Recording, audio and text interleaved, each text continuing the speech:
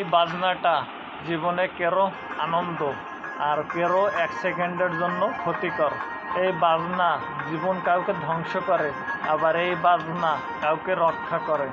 যাহাতে উৎপত্তি তাহাতেই ক্ষয়। কিছু নারী লোকের কারণে ঘর সংসার ভেঙে যায়, আর কিছু নারী লোকের কারণে জীবন আবার নতুন রূপে রূপান্তরিত হয়। তাই আমরা সঠিকটাকে বেছে নেব, আর যে কোনো বাজনাকে আগে দুঃখের সাথী ভাববো। সে যদি দুঃখের সাথী হয় তাকেই বন্ধুত্ব করবো। যে দুঃখে পাশে থাকে আর সুখের সময় থাকে না, তাকে দিয়ে কখনো বাজনা রূপান্তরিত করা যায় না। যেমন এই বাজনাটা কারোর জন্য বিষ আর কারোর জন্য মধুময়। সূর্যকলো একটা সূর্য সবাইগুলো উপভোগ করতে পারে না। সূর্য একটা বাস্তব রূপান্তরিত।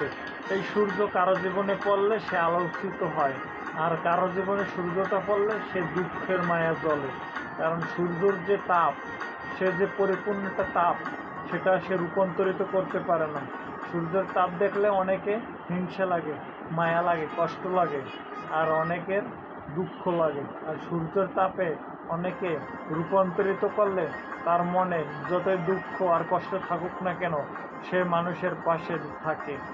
ওই যে সৃষ্টিকর্তা যাকে কৃপা করে সেই সবসময় বন্ধু হয়ে পাশে থাকে।